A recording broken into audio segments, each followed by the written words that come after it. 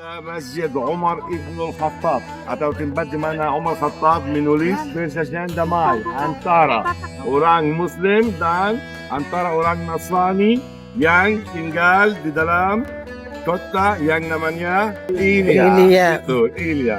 Ini pasar ya di pintu Damaskus ya. Kembali ke zaman tahun berapa ini?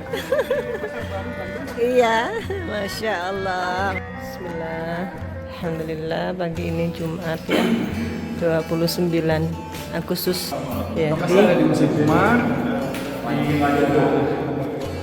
Kota Tua, Aqsa, dan inilah masjidnya.